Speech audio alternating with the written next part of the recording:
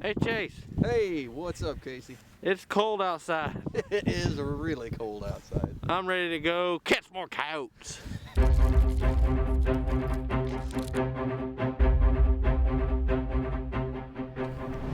There ain't a tree in sight.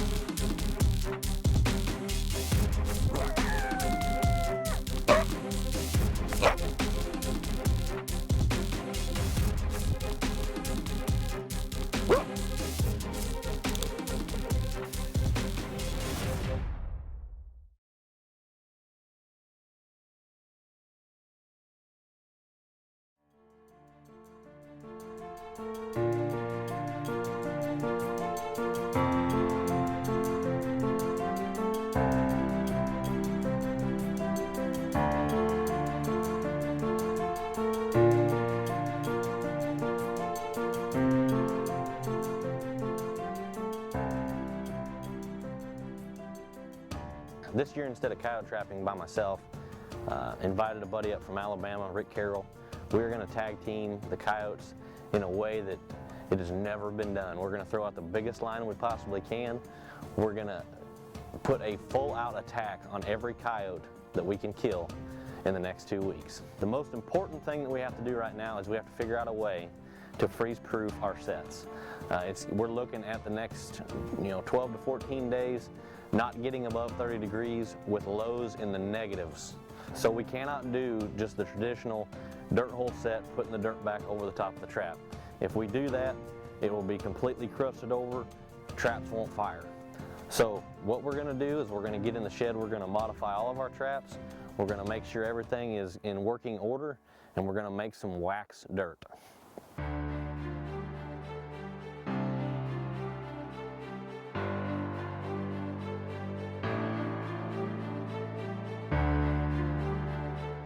First thing we need to do when we're making wax dirt is you have to find the driest possible dirt available. A lot of landscaping places sell it. You can go into an old barn, dig it up, bring that back and sift it out. That's what you want it to just be powder. Whenever you start, no major clumps in it. What I've done is I went to Harbor Freight. They had a 1.5 cubic feet concrete mixer. There's several ways that you can make the wax dirt as far as getting it prepared, but a concrete mixer is going to be the easiest way to get it done and the quickest way. What we do is we put the dirt inside of the concrete mixer, turn it on, start it to spin, and we heat that dirt up to approximately 125 degrees. We've let this dirt turn and get hot for maybe 10, 12 minutes here once it's warm on the inside. Looks pretty warm. Oh yeah, good and warm. Now we're going to add our wax. Put a half a pound of wax per gallon of dirt. We got 5 gallons in there. We're going to put about 2.5 pounds of this wax. We want it spinning as we're putting it in there so it don't clog up and get in balls.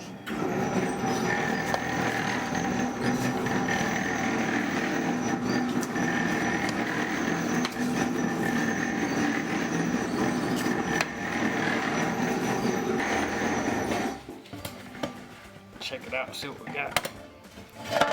Oh yeah, you see how that dirt is more of a moist looking color. It's even got steam coming off of it, but got a moist look to it, but it's very dry, and get that wax all melted into the dirt, blend it in good.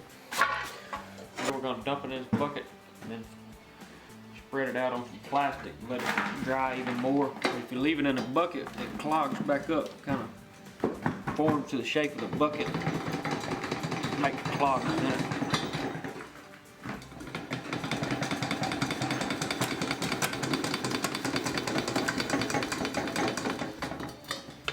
Our wax dirt completed. What we're going to do is show you a demonstration of the reason we're waxing this dirt. We want it moisture resistant, rain resistant, and definitely freeze proof.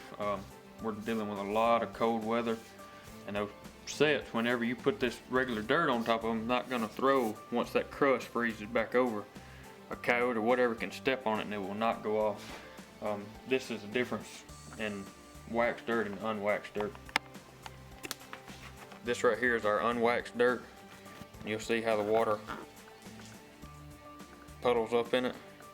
And then this is our waxed dirt, and it completely just runs off. Unwaxed dirt, it'll puddle up in it and hold it. And it's seeping in. You can see how it seeps in. On this, it will not seep in, it just beads up and runs off. It's turning into mud. That's not a problem until it frosts back over that night or the next morning. When it frosts over, that's going to turn into a hard crust like you're got a brick sitting on top of your trap. It's not going to throw with that on there.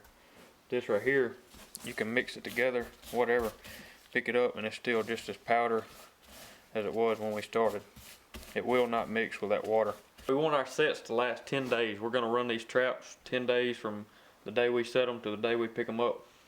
This normal dirt would work for a day or two, but when it pulls in that moisture and it dries back out and pulls it in, and then it's going to freeze and it's just going to get harder and harder. This waxed dirt will sit there, and after 10 days you can throw the trap and it was like it never got any moisture in it. It'll always be dry.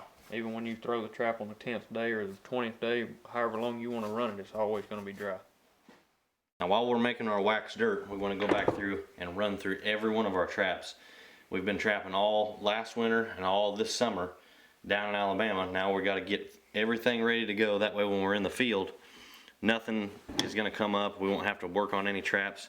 This trap here, as you can see, we have broken off the anchor. Apparently we had some really hard ground. So all I got to do on this trap is bend this J-hook out with my handy little J-hook tool. Take that link out of there.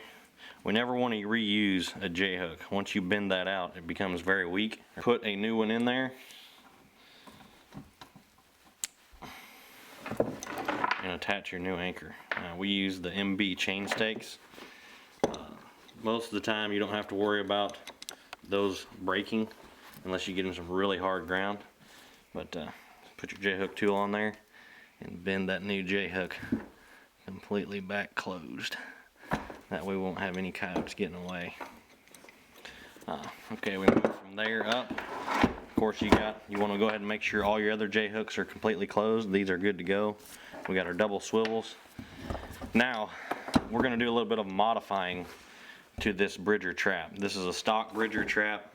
They call it their modified number 3 offset. It's got laminated jaws. It's got the 4 coils. It's base plated and D-ringed. But we're going to add a few things to it. One thing we're going to do is we're going to night latch this where the dog latches into the pan. Whenever you get these traps from the factory, they have some travel in them, and sometimes, you know, a novice trapper won't really know exactly where that pan needs to be. So whenever you get them, that pan is tilted up kind of in an awkward position, and we use the screen wire pan cover, so it's kind of makes a little lump on top whenever we put our pan cover on there. So we want that pan to be as flat as we can get it. And really what we want to do, see, this one actually needs to have some pan tension adjustment added to it as well. But what we're going to do is we're going to night latch this. We're going to file down a little piece out of that where that dog latches into the pan. So we're going to do that right now. What you want to do is take your file. This is just like an 1/8 inch fine file. Lay it flat right there against where the dog latches into the pan and file that flat. Just a couple strokes. You're going to see a really defined edge right there. Only about 3 strokes. And then what you're going to do is you're going to take your file, take it from there to right there.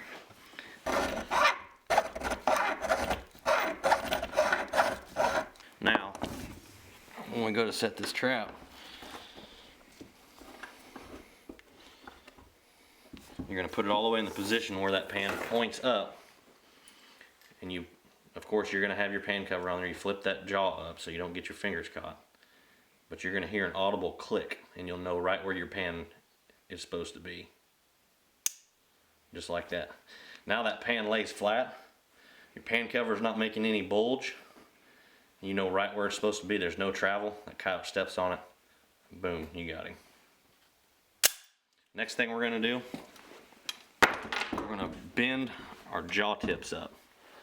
These coyotes have a lot of power, and sometimes they'll get that trap torqued to where this may pop out of that hole on the frame. So all you do is get you a pair of pliers or a small pipe that'll fit over those and just bend them up. Ooh.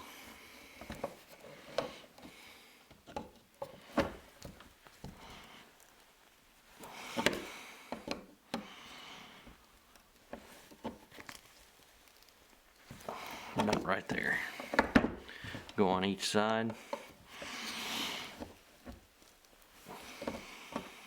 Doesn't take a whole lot. About right there. Next thing we're gonna do, on these 4-coiled traps, you got your spring pin, or any trap, you're gonna have your spring pins that come through that are holding your springs in place and keeping tension on this trap.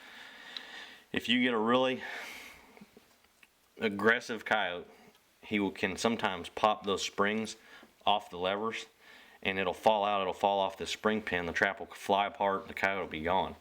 So one thing that we'll do to keep that from happening is we'll bend those spring pins down at about a 45-degree angle. This is going to keep that spring from sliding off of the pin, and it also helps stabilize the trap a little bit because it kind of gives you some feet whenever you lay that trap in the trap bed. So that's basically all we're going to do right now. We've bent our spring pins down, bent our jaw tips up, and we've night latched the trap. Now all we got to do is do a little waxing and we'll be ready to go.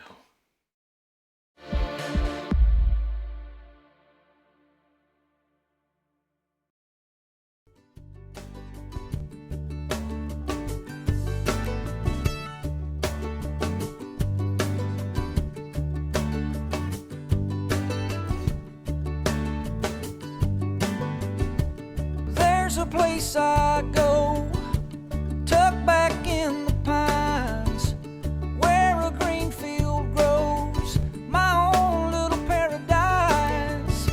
I'm thankful for this land and the life that it provides. See, the measure of a man is what he leaves behind. Oh, oh, take what you need and pass it on down.